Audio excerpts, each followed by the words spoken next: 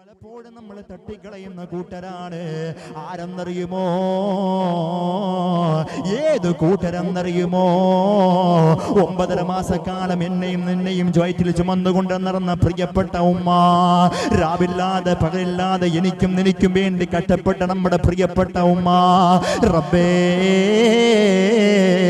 മരണത്തിന് തുല്യമായ വേദന സഹിച്ചുകൊണ്ട് എനിക്കും നിനക്കും ജന്മം തന്ന നമ്മുടെ പ്രിയപ്പെട്ട മാതാവ് 2 വർഷക്കാലം എന്നെയും നിന്നെയും മാറോട് ചേർത്ത് വെച്ചുകൊണ്ട് നമുക്ക് പാല് തന്ന നമ്മുടെ പ്രിയപ്പെട്ട മാതാവ്, എല്ലാ സുഖങ്ങളും എല്ലാ രസങ്ങളും എല്ലാ സന്തോഷങ്ങളും ആർക്ക് വേണ്ടിയാണോ നമുക്ക് വേണ്ടി കളഞ്ഞ നമ്മുടെ പ്രിയപ്പെട്ട ഉമ്മ, എനിക്കും വേണ്ടി കഷ്ടപ്പെടുന്ന എല്ലുമുറിയെ പണിയെടുത്തുകൊണ്ട് ചോര വരെ നീരാക്കി കിടന്നുകൊണ്ട് കഷ്ടപ്പെടുന്ന പ്രിയപ്പെട്ട നമ്മുടെ ഉപ്പ, ആ ഉപ്പായും ഉമ്മായും എങ്ങാനും നമുക്ക് വേണ്ടി മക്കൾക്ക് വേണ്ടി എങ്ങാനും ദുആ ചെയ്താൽ ആ ദുആ അല്ലാഹു സ്വീകരിക്കുന്നതാണ്, ആ ദുആ അല്ലാഹു കബൂലാക്കുന്നതാണ്.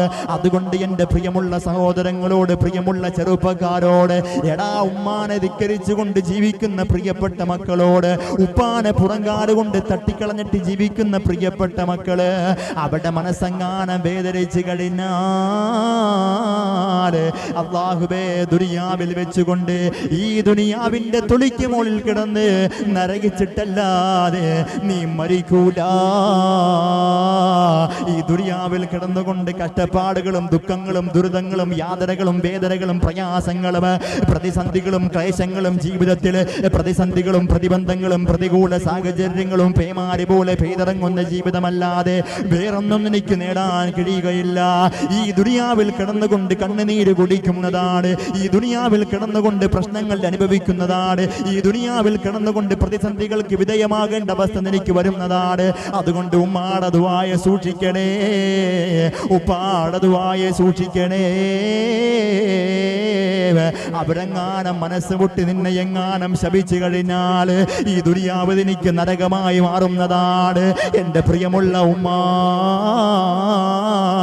എൻ്റെ ശബ്ദം ശ്രവിക്കുന്ന പ്രിയമുള്ള ഉപ്പാ, നിങ്ങളുടെ മക്കളെ നിങ്ങൾ ഒരിക്കലും നിങ്ങൾ ശപിക്കല്ലേ വാപ്പാ.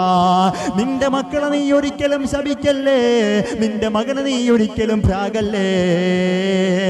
നീ എങ്ങാനും ഹൃദയം പൊട്ടി റബ്ബിന്റെ മുമ്പിൽ പറഞ്ഞാൽ അത് മറയില്ലാതെ, അത് യാതൊരു മറയില്ലാതെ അത് അല്ലാഹു സ്വീകരിക്കുന്നതാ.